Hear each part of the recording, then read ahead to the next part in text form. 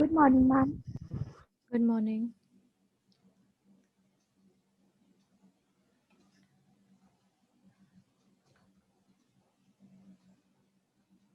हाँ, ये second batch का है ना?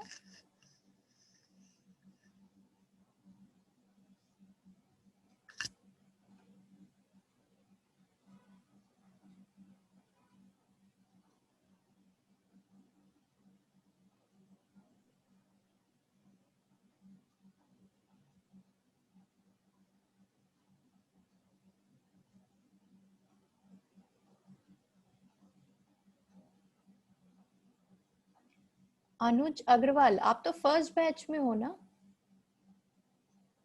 अनुज, why are you joining this class?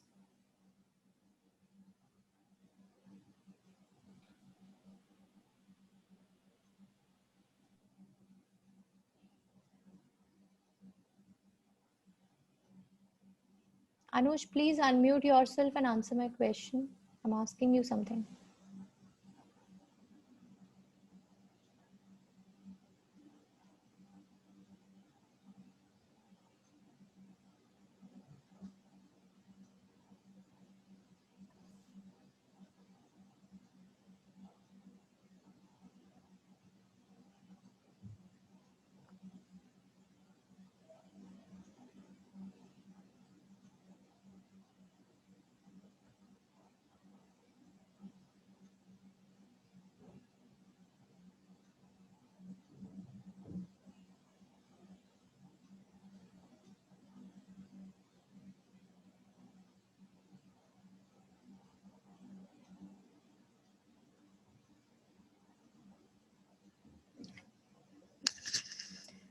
कोई फर्स्ट सेशन का भी इसमें ज्वाइन कर रहा है क्या? Anuj Agrawal first A section का है ना? बाकी लोग आंसर कर दें. He is not able to answer, I don't know why. Diploma का तो नहीं है ना?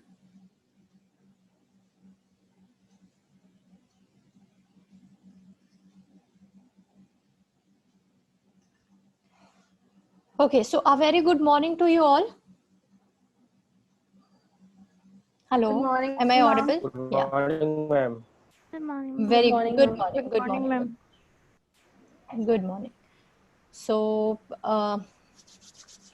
some other students are joining as well. Okay, so in our last class, what we were discussing. क्या पढ़ाया था मैंने लास्ट क्लास में? कौन बताएगा? हम क्या पढ़ रहे थे लास्ट क्लास में? Ma'am multi class classification LTU का एग्जांपल देखा था इरेज डेटा सेट का. LTU मतलब लीनियर थ्रेशोल्ड यूनिट. वो कैसे काम करती है वो हमने देखा था. और LTU को हम लोग यूज करते हैं, उसका एक एग्जांपल देखा था हमने. आइरिस डेटा सेट में हम LTU को कैसे यूज करके इम्प्लीमेंट करते हैं. Okay, so again few first batch students are joining, I guess. Aman Mishra is again from A section, right? Is there any confusion?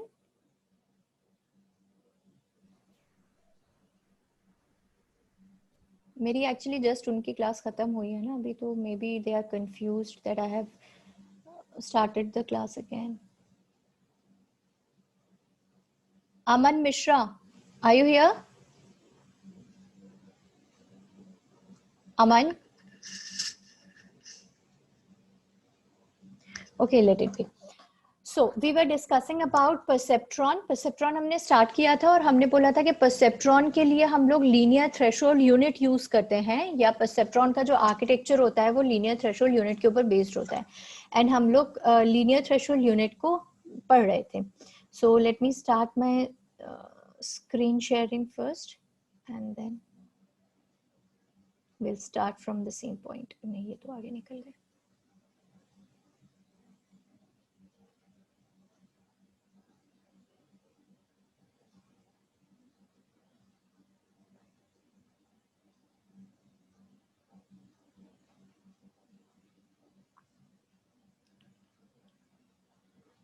Okay, so are you all able to see my screen? Yes, ma'am. Okay. Yes, ma'am. We have already discussed this Maculate-Spitz neuron. Basically, yesterday we have started artificial neural network. We have discussed the basis, what is the introductory part, and then history and application and all sort of things. And then we have started Maculate-Spitz neuron. And Maculate-Spitz neuron क्या होता है वो हमने देखा था, कैसे काम करता है वो देखा था. And then we have started perceptron. Perceptron में हमने बात की थी कि perceptron is based on a linear threshold unit. Its working is based on a linear threshold unit, and this linear threshold unit is इसका एक example मैंने बताया था, and the functioning which is basically done in linear threshold unit, I have explained you that thing. Okay, so this was about linear threshold unit. Linear threshold unit में और इसके functioning में कोई problem है यहाँ तक? If anyone is having any doubt, please ask, so that otherwise I'll proceed. Anyone? समझ आया इतना?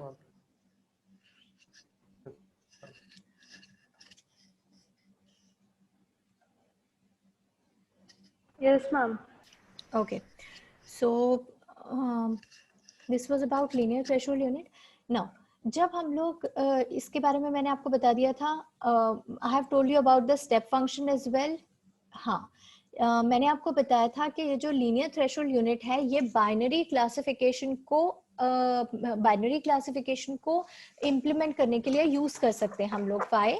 Because in this, using this linear threshold unit, we are doing what? We are giving input.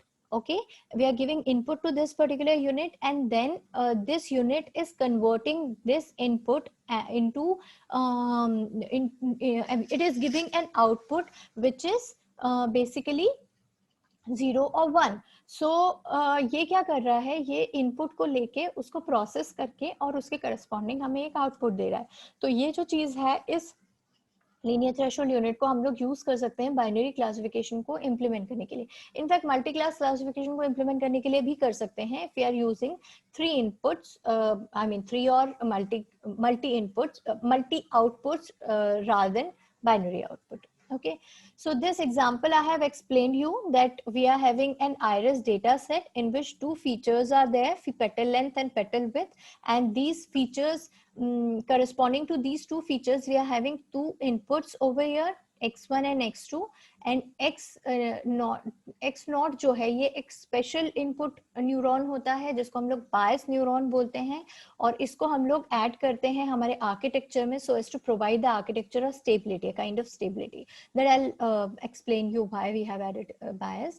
Now the weights which are connected with the weights which are connecting these these input neurons to the output neuron are associated with some weights. These connections are associated with some weights जिसको हम लोगों ने W0, W1, W2 name किया था, और फिर हम उसको समेशन कर रहे हैं W0, X0, W1, X1, W2, X2 को. And here X0 की वैल्यू हमेशा 1 रहेगी because it is bias, and bias जो bias न्यूरॉन होता है उसकी वैल्यू, उसके इनपुट की वैल्यू हमेशा 1 रहती. अच्छा, एक चीज मैं बता दूं आपको, एकदम मुझे ख्याल आया, ये जो सेशन है आप लोग की लैब क्लास है अभी, है ना, और हमारी जो एक्चुअल क्लास है आज आपके बैच में वो लंच के बाद है, आई मीन 1 बजे से है. ठीक है, सो अभी मैं आपकी क्लास ही कंटिन्यू कर रही हूँ और 1 बजे से हम लोग लैब सेशन लेंगे. ठीक है, तो आप लोग सब लैपटॉप लेके बैठ सकते हो लैब सेशन के लिए. Yes, ma'am. है ना? Yes, ma'am. सी अगर आप लोग लैपटॉप या सिस्टम कुछ नहीं लोगे तो I will not be able to make you do anything, है ना. मैं आपको कैसे प्रैक्टिस करवाऊंगी, मतलब मैं आपको हैंड्स ऑन कैसे करवाऊंगी. अगर हैंड्स ऑन करना है तो लैपटॉप तो लेना पड़ेगा, है ना, लैपटॉप या डेस्कटॉप कुछ अरेंज कर लो, थोड़ा ऐसा देख लो कि कुछ टाइम के लिए हो जाए, क्योंकि अदरवाइज हम लोग कुछ भी वो नहीं कर पाएंगे ना, हैंड्स ऑन नहीं कर पाएंगे.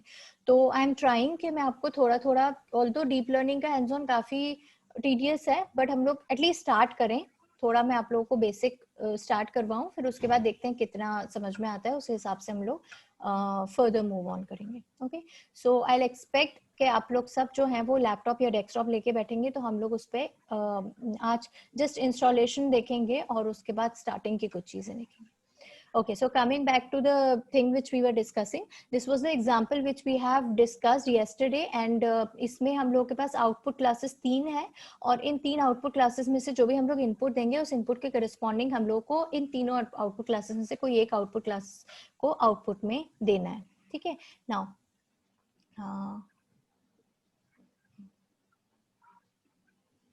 Pankaj Kumar has sent the message, don't know. Okay, anyways. ठीक है. So this was about a linear threshold unit. Now we are going to see how linear threshold unit is basically used for making the perceptron architecture. अभी तक हम लोग linear threshold unit की बात कर रहे थे, है ना. आप यहाँ पर देखो कि linear threshold unit में जो हमने लिया था वो हमने यहाँ पर बोला था कि यहाँ पे हमारे पास various inputs हैं और यहाँ पे हमारे पास एक ये overall एक linear threshold unit है जिसमें एक output neuron था. This output neuron is taking the input from various input neurons and summing it up, and then step function, it is applying the step function over it and giving us the output. So this was the linear threshold unit. Now we are using these linear threshold unit to make perceptron architecture. So you can see here. Yeah, this is perceptron architecture. Are you able to see the perceptron architecture? देख पा रहे हैं आप लोग? ठीक है. तो यहाँ पर आप देखिए कि सेम चीज जो हम लोगों ने वहां पर वो हमारी इनपुट लेयर में तो हमारे पास इसी तरीके का कंडीशन थी. वहां पर भी इनपुट न्यूरॉन्स थे 2, है ना, एंड एक बायस हमने ऐड किया था. तो इस तरीके से 3 इनपुट न्यूरॉन्स थे हमारे पास. एंड जो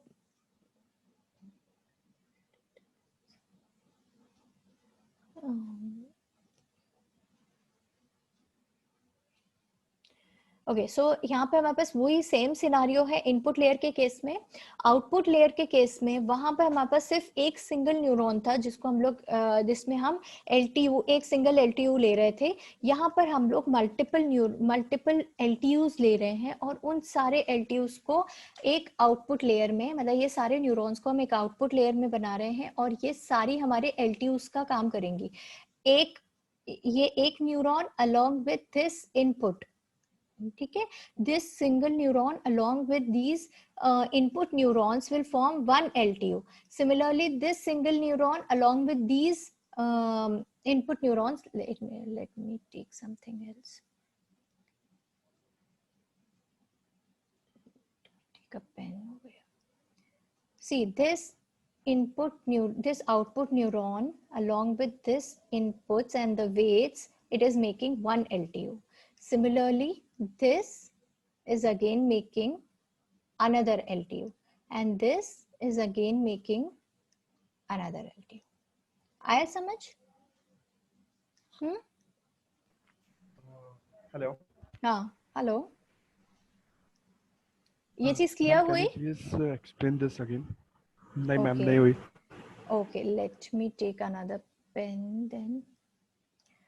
See, यहाँ पर क्या हो रहा है, अभी तक हम लोगों ने ये बोला था कि हम एक सिंगल LTU ले रहे थे. ठीक है. जो सिंगल LTU था उसमें क्या था, यहाँ आप देखो हमारे पास we were having various input neurons, okay, and corresponding to these input neurons are connected to one single neuron, है ना.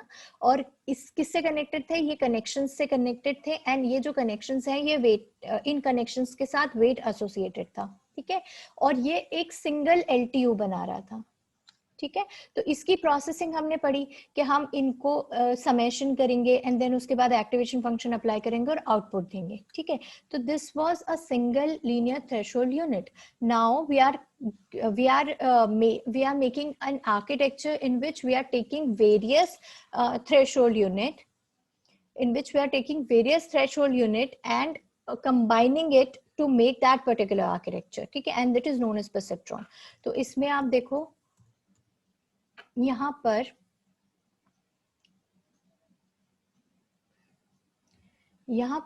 ये जो एक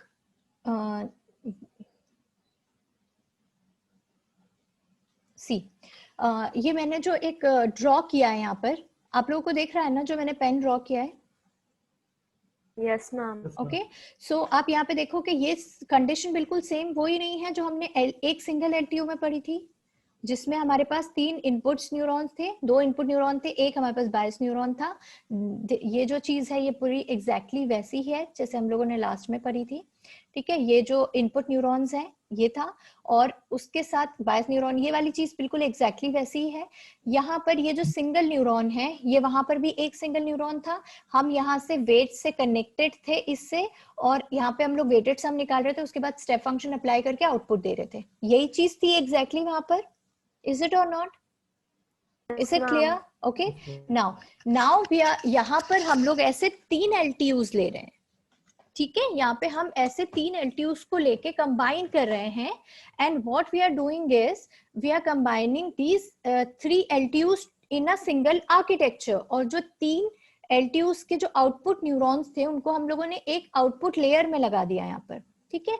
यहाँ पर देखो, मैं थोड़ा सा आप लोगों को LTUs का और क्लियर कर देती हूँ।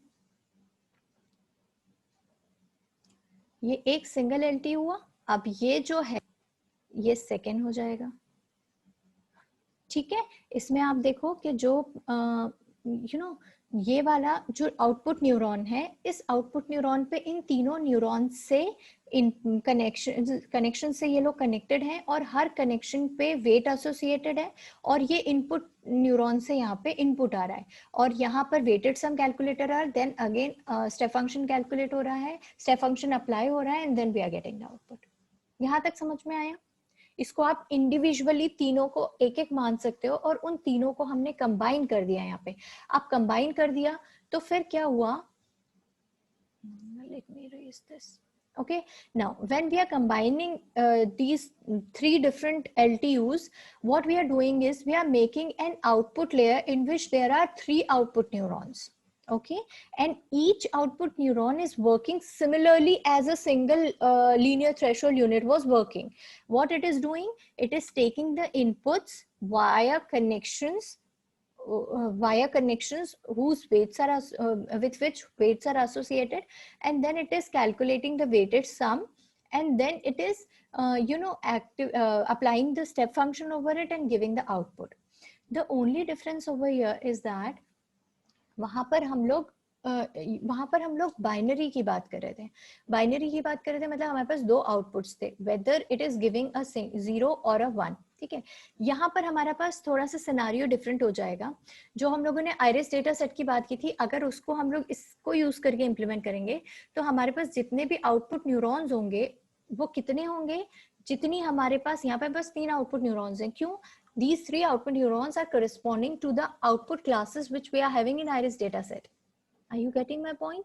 Setosa, versicolor and virginica. We were having 3 types of flowers which were the actual target output, है ना? Which were the target labels for us.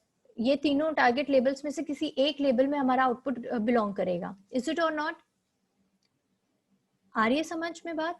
उन तीनों के करस्पॉन्डिंग हमने यहाँ पर 3 आउटपुट न्यूरॉन्स लगाए। अब क्या करेंगे, हमारे पास जो मैंने आपको बताया था कि जो इनपुट न्यूरॉन्स हैं वो दोनों उन फीचर्स के करस्पॉन्डिंग है जो फीचर्स हम लोगों ने हमारे डेटा सेट में हैं। जो पेटल लेंथ और पेटल विड्थ हमने 2 फीचर्स लिए थे, उसके करस्पॉन्डिंग हमने यहाँ पे 2 इनपुट न्यूरॉन्स बनाए हैं, और जो वेरियस रोज हमारे पास होंगी वो हम एक एक करके इन इनपुट न्यूरॉन्स में इस x1 और x2 में देंगे। एक बार एक रो की वैल्यू देंगे, एक रो में कोई वैल्यूज होंगी, मान लो 4.6 और 5.8, वो वैल्यूज हम लोग यहाँ पर x1 और x2 में देंगे, एंड देन ये आर्किटेक्चर उसको प्रोसेस करेगा और इन तीनों आउटपुट न्यूरॉन्स में से किसी एक आउटपुट न्यूरॉन का वैल्यू 1 देगा, बाकियों का 0 देगा। आ रही है बात समझ में? हेलो, क्लियर है ये? सी what is happening over here is that यहाँ पर हमारे पास इनपुट न्यूरॉन्स वैसे ही हैं जैसे हम लोगों ने पहले लिए थे, ठीक है। If you are talking about iris data set, तो आइरिस डेटा सेट में हमारे पास कितने फीचर्स हैं? 2 फीचर्स हैं। तो उन 2 फीचर्स के करस्पॉन्डिंग हमने यहाँ पे 2 इनपुट न्यूरॉन्स बनाए। यहाँ तक क्लियर है? ठीक है। नाउ ये जो इनपुट न्यूरॉन्स हैं, इन इनपुट न्यूरॉन्स को हमने आउटपुट न्यूरॉन से कनेक्ट किया है। कैसे किया है? ये एक सिंगल आउटपुट न्यूरॉन बनाया है। इस आउटपुट न्यूरॉन से ये तीनों जो न्यूरॉन्स हैं ये कनेक्टेड है। जो बायस है वो इस कनेक्शन से कनेक्टेड है, ये जो है ये इस कनेक्शन से कनेक्टेड है, ये जो है ये इस कनेक्शन से कनेक्टेड है। ये देख पा रहा है आप लोगों को, इतना समझ आ रहा है? ठीक है। सिमिलरली ये वाला भी जो आउटपुट न्यूरॉन है ये भी ऐसे कनेक्शन से कनेक्टेड है, ये वाला भी इन कनेक्शन से कनेक्टेड है, और ये जो कनेक्शंस हैं इन सब कनेक्शंस के ऊपर वेट्स एसोसिएटेड हैं। ठीक है।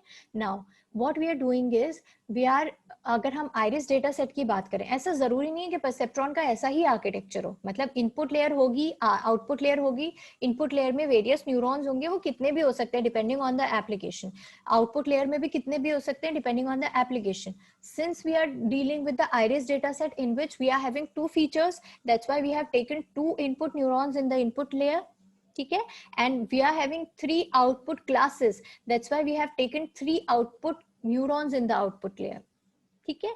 Now what we are going to do, we are having several we are having several instances in our data set.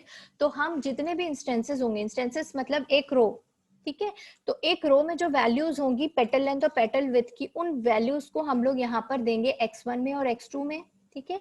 उसे करस्पॉन्डिंग प्रोसेसिंग होगी, और उस प्रोसेसिंग के बाद हमें इन तीनों आउटपुट में से कोई एक आउटपुट जो है वो 1 निकल कर आएगा, और बाकी के जो आउटपुट्स हैं वो 0 हो जाएंगे.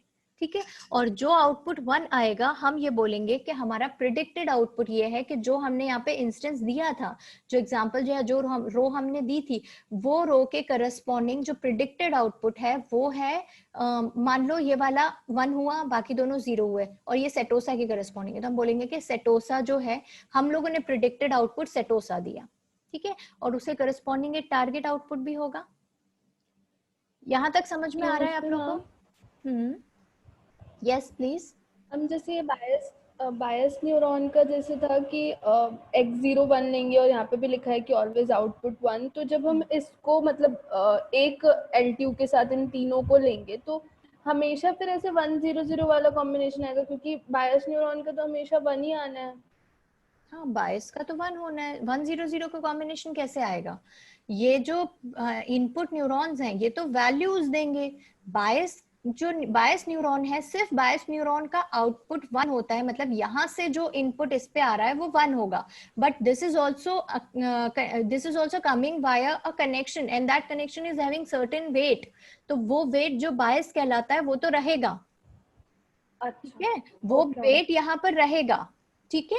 जिसको आप W0 से रिप्रेजेंट कर लो या B से रिप्रेजेंट कर लो. ये क्योंकि ये फर्स्ट वाले से जा रहा है तो यहाँ पे B1 रहेगा, ये सेकंड पे जब कनेक्ट होगा तो B2 रहेगा, और ये थर्ड पे कनेक्ट होगा तो B3 रहेगा. That weight will be associated with the connection. That weight is not 1. The input which it is coming is 1. क्योंकि यहाँ पे आप देखो ना, दो चीजें थी, एक x1 आ रहा था और एक ये W आ रहा था, तो W तो रहेगा ही रहेगा बायस के केस में भी. सिर्फ ये जो x1 की वैल्यू है, यहाँ पे जो इनपुट है उसकी वैल्यू 1 होती है बायस के केस में. Is it clear? ओके. ठीक है. Yes, ये तो बायस की बात होगी. अब जो हम लोग आउटपुट की बात करते हैं, तो आउटपुट क्या होगा? Output neurons are corresponding to the output labels. ये बात समझ पा रहे हो आप? ये मैं क्या बता रही हूँ? ये मैं आपको बता रही हूँ कि आपको कितने इनपुट न्यूरॉन्स लेना है और कितने आउटपुट न्यूरॉन्स लेना है परसेप्ट्रॉन में. ठीक है. ये करस्पॉन्डिंग होंगे to the data set which you are having. तो उसमें जितने फीचर्स होंगे उतने आपके पास इनपुट न्यूरॉन्स आएंगे, और जितने टारगेट आउट क्लासेस होंगी, ठीक है, उतने आपके पास आउटपुट न्यूरॉन्स आएंगे. This thing is clear? Is it clear? आप समझ में आया ये ओवरऑल आर्किटेक्चर? इसमें कोई कंफ्यूजन है किसी को? Yes ma'am. समझ में आया? ठीक है. नाउ अभी तक हमने आर्किटेक्चर बनाने की बात की. ठीक है. और मैंने आपको बताया कि हम यहाँ पर एक इंस्टेंस देंगे और उसके करस्पॉन्डिंग एक आउटपुट हमारा नेटवर्क प्रिडिक्ट करेगा. तो वो जो आउटपुट नेटवर्क प्रिडिक्ट कर रहा है वो आउटपुट हमारा प्रिडिक्टेड आउटपुट है. ठीक है. I hope all of you know what is predicted output and target output. Who is this? Jess DO8, I guess diploma roll number 8.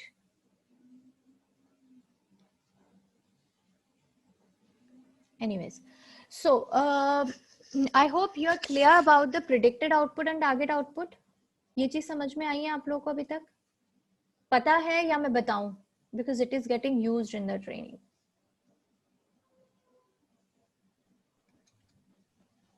Please answer something. Do you know? बताइए ma'am. बताऊं? Okay, देखो क्या होता है कि हम लोगों के पास जो डेटा सेट होता है उस डेटा सेट को यूज करके हम हमारा मॉडल ट्रेन करते हैं, ठीक है. और जब हम मॉडल ट्रेन करते हैं तो हम क्या करते हैं, हमारे पास जो डेटा सेट होता है उसके साथ एक टारगेट आउटपुट ऑलरेडी एसोसिएटेड होता है. जो टारगेट है मतलब जो हम लोगों को अचीव करना है, मतलब ये हमें पता है कि इस पर्टिकुलर इनपुट के करस्पॉन्डिंग ये आउटपुट है, this is the target output. और ये टारगेट आउटपुट हमारे पास होता है सुपरवाइज्ड लर्निंग केस में, ठीक है. ये हमारे पास जब भी डेटा होगा तो उसमें होगा. तो जो ट्रेनिंग डेटा सेट होगा आपका, उसमें आपके पास सारे फीचर्स के साथ साथ एक टारगेट आउटपुट भी होगा, है ना. नाउ जब हम लोग बात करते हैं उसकी, अगेन चैट पे कुछ मैसेज आ रहा है. ओके, सो जब हम लोग बात करते हैं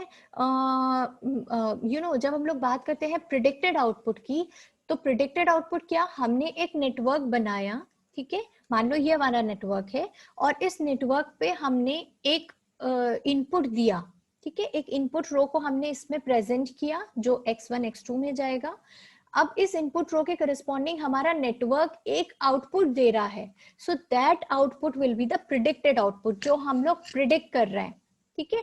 एंड ऑफ कोर्स हम चाहते हैं कि जो हम प्रिडिक्ट करें वो टारगेट आउटपुट के सेम हो. मतलब मान लो कि हम लोगों ने इस केस में बात करें तो हमने मान लो कि रो 1 दी और रो 1 के करस्पॉन्डिंग टारगेट आउटपुट हमें पहले से गिवन है कि वर्सी कलर है, ठीक है. हमें मालूम है कि इस रो 1 के करस्पॉन्डिंग टारगेट आउटपुट वर्सी कलर है. और हमने जब हमारे इसमें नेटवर्क में ये इनपुट दिया तो हमें यहाँ से आउटपुट मिला सेटोसा, ठीक है. तो सेटोसा हमारा प्रिडिक्टेड आउटपुट होगा और वर्सी कलर हमारा टारगेट आउटपुट होगा. और हम चाहते हैं कि ये दोनों सेम हो. ये जितना सेम होंगे उतना हमारी एरर कम होगी, because the target output is something what we target, is our target, is something which we need to achieve. Okay, so we need to achieve that particular output, but we are getting something, what we are getting is the predicted output and what we need to achieve is the target output, and the difference between these two is the error. Are you getting my point now? Yes, ma'am. आप समझ में आया? ठीक है. Now तो ये हमारी बात हुई परसेप्ट्रॉन का आर्किटेक्चर हम कैसे बनाते हैं एंड उसमें कैसे प्रोसेसिंग करते हैं. ये अगेन बच्चे बार बार क्यों एडमिट, ये सारे बच्चे तो पहले से आ चुके थे ना. चलो ठीक है. सो हमने अभी तक बात की कि हम कैसे आर्किटेक्चर बना रहे हैं और उसमें कैसे प्रोसेसिंग कर रहे हैं प्रिडिक्टेड आउटपुट निकालने के लिए. तो नाउ द थिंग इज, जब हम लोग बात करेंगे, अभी तक हमने ट्रेनिंग करी नहीं है, ठीक है. अभी तक हमने क्या बात की है कि हम लोग सिर्फ आर्किटेक्चर कैसे बना रहे हैं परसेप्ट्रॉन का, उसमें कैसे प्रोसेसिंग हो रही है, और if you are giving certain input then how the outputs are getting calculated, how the outputs are getting evaluated. Now अब बात होती है कि ट्रेन करना है हमारे मॉडल को. तो ट्रेनिंग का मतलब क्या होता है, मैं आपको बहुत सिंपल लफ्ज में बताऊं, बहुत सिंपल वर्ड्स में बताऊं. तो training is all about updating your weight so as to get the minimum error. Please understand, try to understand this thing very clearly, because हम कर लेते हैं, हमें सब कुछ इम्प्लीमेंटेशन भी यहाँ तक हम कर लेते हैं, बट हमें ये नहीं पता होता कि ट्रेनिंग क्या होती है. सो ट्रेनिंग कोई बहुत बड़ी चीज नहीं है. ट्रेनिंग ये है कि हम लोग, ऑफ कोर्स हम लोग अभी जो वेट्स की वैल्यू है वो रैंडमली इनिशियलाइज कर रहे हैं, है ना. एंड हमारा जो नेटवर्क का आउटपुट प्रिडिक्ट हम कर रहे हैं वो किसके बेसिस पे कर रहे हैं, वेट्स के बेसिस पे कर रहे हैं. ये चीज तो क्लियर है. कैसे? क्योंकि हम वेटेड सम निकाल रहे हैं, और वेटेड सम किससे निकाल रहे हैं हम, input into weight plus input into weight plus input into wait, और वेटेड सम के ऊपर हम एक्टिवेशन फंक्शन अप्लाई कर रहे हैं. तो मतलब हमारा आउटपुट जो है वो डायरेक्टली वेट्स के ऊपर डिपेंड कर रहा है. एंड वेट्स हम इनिशियली रैंडमली इनिशियलाइज कर रहे हैं, कुछ भी हम वेट्स ले रहे हैं रैंडमली, ठीक है. तो हमें बेसिकली हमारा एम क्या है, हमारा एम ये है कि हमारा नेटवर्क जो है ऐसी वैल्यू प्रिडिक्ट करे जो टारगेट वैल्यू के इक्वल हो, मतलब एरर जो है वो मिनिमम हो. अब एरर मिनिमम हो उसके लिए हमें वेट्स की जो वैल्यू है उसको चेंज करना पड़ेगा, because input we can not change, है ना. Input is something which we are getting and we need to give it as it is. The thing which we could change or with using which we could minimize our error are the weights and the bias. So we need to change these weights so as to get the minimum error. This is a main this is a main motive. This is all about training कि हम लोग training में करेंगे क्या, हम सिर्फ इन weights को modify करेंगे so that we could get minimum error और so that we could get maximum accuracy. आई बात समझ में? तो इस वेट को मॉडिफाई कैसे करते हैं वो अलग अलग आर्किटेक्चर में अलग अलग तरीके से होता है. तो परसेप्ट्रॉन आर्किटेक्चर जो है वो वेट को मॉडिफाई करता है परसेप्ट्रॉन लर्निंग रूल के बेसिस पे जो बनाया गया है हेब्स रूल्स को यूज करके. बट अभी मैं हेब्स रूल नहीं बता रही हूँ बिकॉज आप लोग बहुत कंफ्यूज हो जाओगे उसमें. ठीक है, सो डायरेक्टली हम लोग इस इक्वेशन को समझेंगे. यहाँ पे आप देखो कि Wij. Now, what is Wij? Wij is the weight which is associated with a connection which is connecting ith input neuron with jth output neuron. Let me tell you using this particular diagram. This is x1, this is x2. Okay, and let these three neurons be named as O1, O2, O3. ठीक है. सो जब हम लोग x1 को O1 से connect करेंगे तो ये जो कनेक्शन होगा इसमें जो वेट होगा इसको हम नाम देंगे W11. This is important, this is not just random naming. Please इसको ध्यान दे लीजिए, ये इंपॉर्टेंट है क्योंकि हमारे जो वेट्स होंगे वो अपडेशन वो ही सब कुछ ट्रेनिंग है, तो हमको नाम उसका पता होना चाहिए कि हम किस वेट को अपडेट करें. So this is this is first input neuron, that is x1. So x1 जब कनेक्ट होगा O1 से तो हम कहेंगे कि इस कनेक्शन का नाम है W11. जब x1 कनेक्ट होगा O2 से तो हम कहेंगे कि इस कनेक्शन का नाम है W12. एंड देन जब x1 कनेक्ट होगा O3 से तो हम कहेंगे इस कनेक्शन का जो वेट है उसका नाम है W13. Is it clear? ये चीज समझ में आई आप लोगों को? Yes, ma'am. ठीक है. सो अगर मैं जनरलाइज्ड वे में लेती हूँ तो अगर कोई ith इनपुट न्यूरॉन है और jth आउटपुट न्यूरॉन है and if I am considering the connection between the ith input neuron and jth output neuron, तो उसके corresponding जो weight होगा उसको हम क्या नाम देंगे? Wij. Is it? ओके तो हम एक्चुअली क्या हर एक वेट को चेंज करने के लिए इक्वेशन हम नहीं लिख सकते ना, इसलिए हम एक जनरलाइज्ड इक्वेशन लिखेंगे. सो जो जनरलाइज्ड इक्वेशन है उसमें हमने लिखा कि Wij नेक्स्ट स्टेप, मतलब नेक्स्ट टाइम जो हम लोग वेट लेंगे उस नेक्स्ट स्टेप में of course we are going step by step. एक बार स्टेप में हम लोग क्या करेंगे? इनपुट देंगे, उसके बाद उसका आउटपुट प्रिडिक्टेड आउटपुट निकालेंगे, टारगेट आउटपुट के साथ उसको कंपेयर करेंगे, एरर निकालेंगे. ठीक है. नाउ हम क्या करेंगे? वेट को चेंज करेंगे. ये हमारी नेक्स्ट स्टेप आई. तो नेक्स्ट स्टेप में जो हम वेट चेंज कर रहे हैं this is Wij next step. This is Wij next step. And Wij next step क्या? Wij की प्रीवियस वैल्यू जो उस वेट की प्रीवियस वैल्यू थी plus error is what? Yj cap minus Yj. और Yj क्या है? Yj हमने Wij क्या लिया था? ith इनपुट न्यूरॉन को jth आउटपुट न्यूरॉन से कनेक्ट किया था, तो उस jth आउटपुट न्यूरॉन की जो प्रिडिक्टेड वैल्यू हमने ली, ठीक है, उस प्रिडिक्टेड वैल्यू को हम लेंगे माइनस jth आउटपुट न्यूरॉन की एक्चुअल वैल्यू. मतलब समझ रहे हो आप? उस पर्टिकुलर उसकी एक्चुअल वैल्यू जो है ये टारगेट वैल्यू है. ठीक है. This is the predicted value, this is the target value, और इन दोनों के बीच का डिफरेंस निकाला, मतलब हमने एरर कैलकुलेट किया. सो हम यहाँ पे एरर ले रहे हैं एंड इस एरर को हम मल्टीप्लाई कर रहे हैं किससे? जो हमारा इनपुट न्यूरॉन था उसकी इनपुट की वैल्यू से. सो इससे हम मतलब इतना हम कैलकुलेट करेंगे और इस चीज को हम प्लस करेंगे किसमें? प्रीवियस वेट में नेक्स्ट स्टेप के वेट को निकालने के लिए. यहां तक समझ में आया?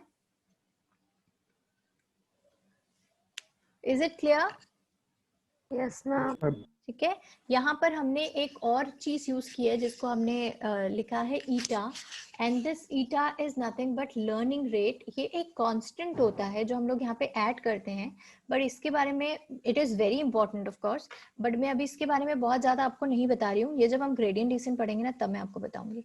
सो अभी आप इतना समझ सकते हो कि जब हम लोग वेट अपडेट करते हैं तो यहाँ पे हम एक कॉन्स्टेंट यूज करते हैं, और इस कॉन्स्टेंट को हम लर्निंग रेट बोलते हैं, और ये हम लोग पहले से सेट करेंगे। ये एक कांस्टेंट होगा, मतलब जब भी हम लोग एक एक मॉडल बनाएंगे तो उस कांस्टेंट की एक वैल्यू सेट कर लेंगे, and this value will be same for the working of the whole model.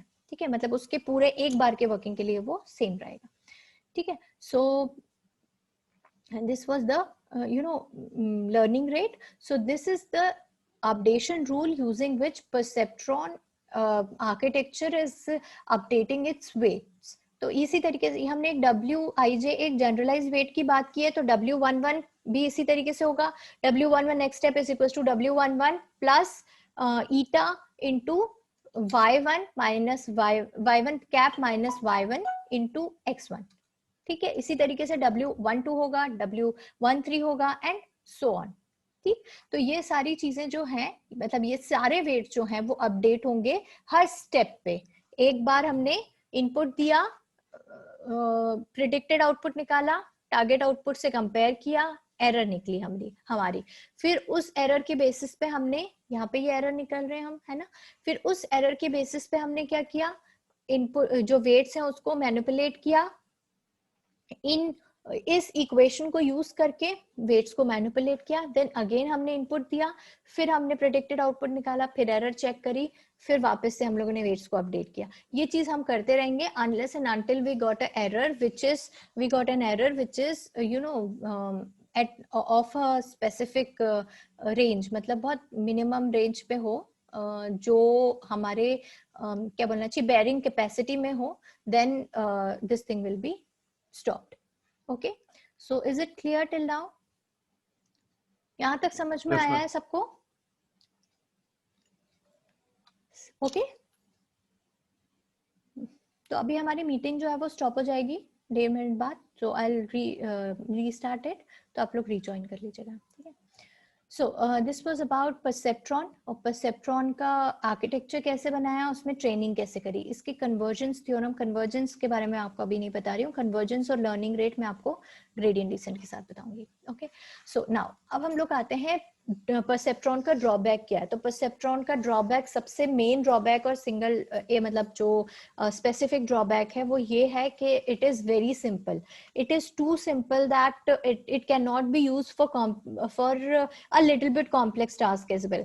Like जो एक्सऑर होता है हमारा, जो लॉजिक गेट एक्सऑर होता है, उसको भी हम लोग परसेप्ट्रॉन यूज करके इम्प्लीमेंट नहीं कर सकते हैं। सो एक थोड़ा भी ट्रिवियल प्रॉब्लम अगर हमें मिलती है तो परसेप्ट्रॉन को यूज करके उसको इम्प्लीमेंट नहीं कर सकते हैं। एक्चुअली परसेप्ट्रॉन जो है वो बस एक बेसिक आर्किटेक्चर है जो हमने बनाया है, हम एक्चुअल में मल्टीलेयर परसेप्ट्रॉन यूज करते हैं जो परसेप्ट्रॉन के ऊपर बेस्ड होता है। सो परसेप्ट्रॉन का यही डिसएडवांटेज है कि परसेप्ट्रॉन जो है वो बहुत ज्यादा सिंपल होता है, सो इसलिए हम लोग मल्टीलेयर परसेप्ट्रॉन यूज करते हैं। अब इसमें नेक्स्ट हम लोग मल्टीलेयर परसेप्ट्रॉन पढ़ने वाले हैं, and I am stopping this meeting and restarting it again. All of you please rejoin.